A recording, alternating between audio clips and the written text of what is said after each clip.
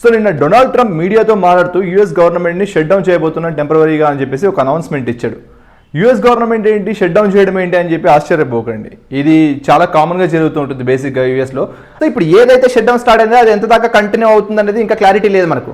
1981 నుండి ఇప్పటిదాకా almost 15 times US government shut down చేయబడింది. 2018లో డైరెక్ట్గా 35 days కంటిన్యూస్ షట్ డౌన్ అనేది జరిగింది. ఆల్మోస్ట్ 7 years తర్వాత ఇప్పుడు మళ్ళీ షట్ డౌన్ చేయబోతుంది.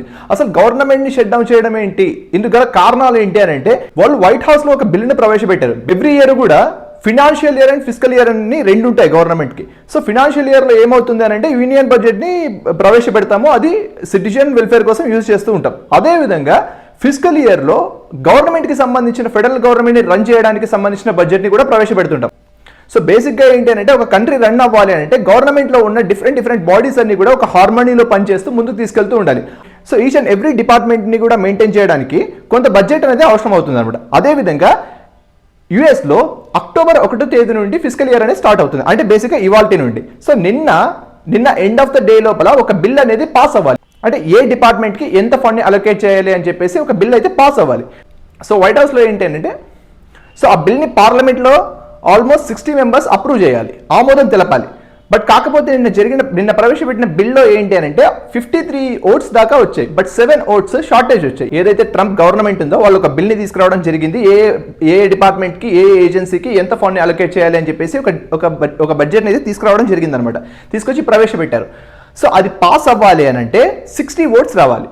బట్ ట్రంప్ గవర్నమెంట్కి 53 votes ఉన్నాయి, 53 members ఆమోదించారు, ఇంకో 7 votes కావాలి. ఇక్కడ ట్విస్ట్ ఉంది. ఈ 7 votes ఏవైతే ఉన్నాయో అవి ఎవరైతే అపోజిషన్ పార్టీ ఏదైతే ఉందో దాన్ని డెమోక్రాట్ పార్టీ అంటాం, కాంగ్రెస్ పార్టీ అంటాం అనమాట. సో ఆ డెమోక్రాట్ పార్టీ వాళ్ళు అగ్రి చేయలేదు. రిపబ్లిక్ పార్టీకి అదేవిధంగా కాంగ్రెస్ పార్టీకి డిసగ్రిమెంట్ అనేది వచ్చింది. డిసగ్రిమెంట్ ఏంటి అంటే, ఏదైతే రిపబ్లిక్ పార్టీ ప్రవేశపెట్టిన బిల్లు ఉందో అందులో హెల్త్ కేర్ కి సంబంధించిన కొన్ని ప్రతిపాదనలు కాంగ్రెస్ పార్టీ తీసుకొచ్చింది అనమాట. సో మాకు ఇది నచ్చలేదు, ఈ బడ్జెట్ ని ఇంత పెంచాలి అని చెప్పేసి తీసుకురావడం జరిగింది. మనకి ఇప్పుడు ఏదైతే government republic party Trump government ఉందో దాన్ని అగ్రీ చేయలేదు.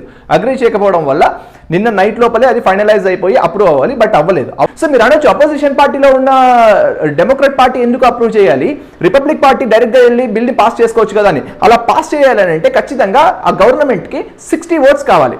కానీ రిపబ్లిక్ పార్టీ ట్రంప్ గవర్నమెంట్ కి ఉన్న ఓట్స్ ఎన్ని అంటే 53, ఇంకో 7 votes డెమోక్రాట్ పార్టీ నుండి రావాలి. ఆ డెమోక్రాట్ పార్టీ ఓన్లీ బిల్లో ఈ ప్రతిపాదనలన్నింటినీ కూడా తీసుకొచ్చిన తర్వాత, వీటిని మాడిఫై చేసిన తర్వాత, వీటిని అమెండ్ చేసిన తర్వాత మాత్రమే మేము అగ్రీ అవుతాము అని చెప్పేసి చెప్పింది.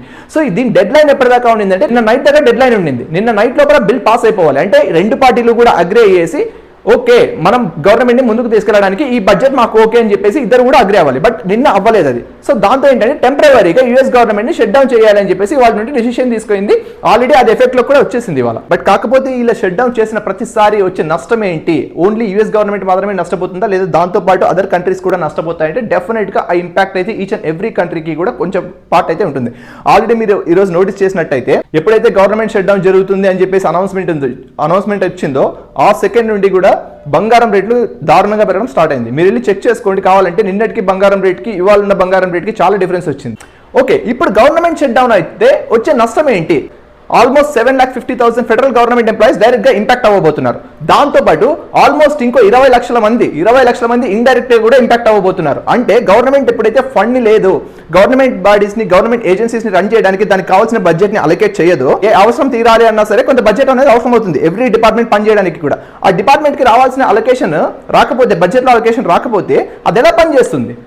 సో ఫండ్ లేకుండా ఏ డిపార్ట్మెంట్ కూడా మూవ్ అవ్వదు అనమాట. సో ఇప్పుడు కూడా యూఎస్ గవర్నమెంట్కి వచ్చిన సిచ్యువేషన్ ఇదే. అన్ని గవర్నమెంట్ బాడీస్ కూడా కొంత ఫండ్ అనేది అలొకేట్ అవ్వాల్సిన అవసరం ఉంది. బట్ కానీ అది అవ్వకపోవడం వల్ల చాలా డిపార్ట్మెంట్స్ అఫెక్ట్ అవుతున్నాయి. యుఎస్ గవర్నమెంట్ రన్ చేయడానికి డైరెక్ట్గా 438 గవర్నమెంట్ ఏజెన్సీస్, 438 గవర్నమెంట్ బాడీస్ అనేది అవసరం అవుతుంది. డిఫరెంట్ ఏజెన్సీస్ కలిసి పనిచేసి ఒక గవర్నమెంట్ సిస్టమ్గా ఫామ్ అయ్యి ముందుకు తీసుకెళ్తుంది కంట్రీని. సో ఇప్పుడు 438 డిపార్ట్మెంట్స్, గవర్నమెంట్ డిపార్ట్మెంట్స్ ఏవైతే ఉన్నాయో అవి డైరెక్ట్గా ఇంపాక్ట్ అవ్వబోతున్నాయి. 7,50,000 జాబ్స్ పోబోతున్నాయి. అట్ ద సేమ్ టైం ఇంకో 20 లక్షల దాకా ఇండైరెక్ట్గా అఫెక్ట్ అవ్వబోతున్నారు. బట్ కాకపోతే నేను ట్రంప్ ఒక క్లారిటీ ఏమి ఇచ్చారు అంటే, ఏదైతే ఎసెన్షియల్ జాబ్స్ ఏవైతే ఉన్నాయో, అంటే లా అండ్ ఆర్డర్కి సంబంధించి అవ్వచ్చు, డిఫెన్స్కి సంబంధించి అవ్వచ్చు, హెల్త్ కేర్కి సంబంధించి అవ్వచ్చు, ఇవి ఏవైతే ఉన్నాయో అవి యాజ్ యూజువల్గా రన్ చేయడానికి ట్రై చేస్తాము.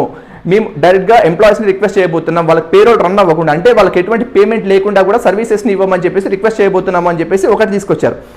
దాంతోపాటు చాలా డిపార్ట్మెంట్స్ టెంపరీగా క్లోజ్ అవ్వబోతున్నాయి. లెట్స్ ఫర్ ఎగ్జాంపుల్ ఏవైతే ఎసెన్షియల్ కాదు అని అనుకుంటామో, let's for example museums run చేయడం అవ్వచ్చు, గవర్నమెంట్ అండర్లో ఉన్న మ్యూజియంస్ రన్ అవ్వచ్చు, జూ పార్క్స్ అవ్వచ్చు, నేషనల్ పార్క్స్ అవ్వచ్చు, ఆపరేషన్స్ అనేది ఆగిపోబోతున్నాయి అనమాట. సో ఏవైతే ఎసెన్షియల్ జాబ్స్ అయితే ఏవైతే ఉన్నాయో అవి మాత్రమే కంటిన్యూ అవుతాయి, మిగతా డిపార్ట్మెంట్స్ అన్ని కూడా ఆగిపోవడం జరుగుతుంది. ఇప్పుడు యూఎస్ గవర్నమెంట్ ఇలా షట్ అవ్వడం వల్ల ఇంపాక్ట్ ఏంటి అంటే చాలా సిగ్నిఫికెంట్ ఇంపాక్ట్ ఉండబోతుంది. అయితే ఒక్కసారి గవర్నమెంట్ షట్ డౌన్ చేస్తే ఎన్ని రోజులు కొనసాగుతుంది అంటే అది ఖచ్చితంగా మనం ఎప్పుడు కూడా చెప్పలేము.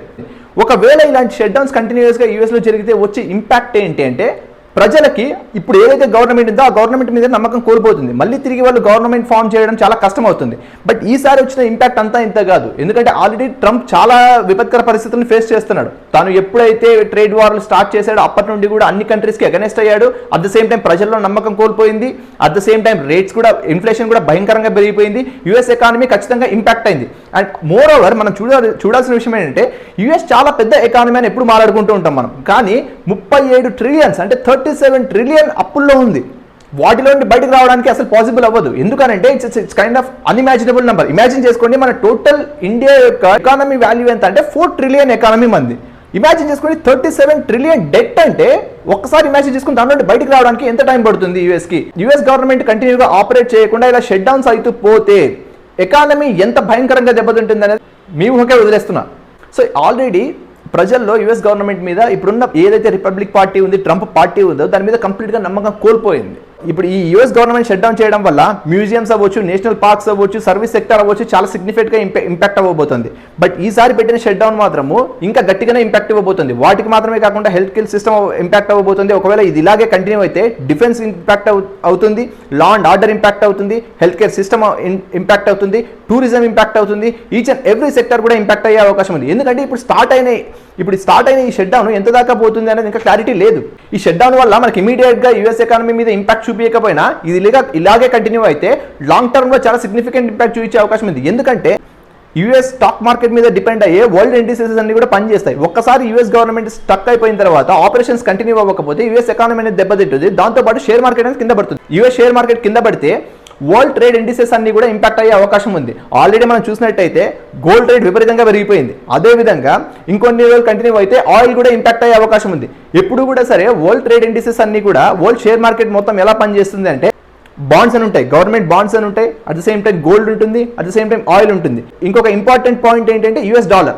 ఈ 4 పాయింట్ల మీద డిపెండ్ అయ్యే ఎప్పుడు కూడా షేర్ మార్కెట్ అనేది వాటి భవిష్యత్తు డిపెండ్ అయి ఉంటుంది అనమాట.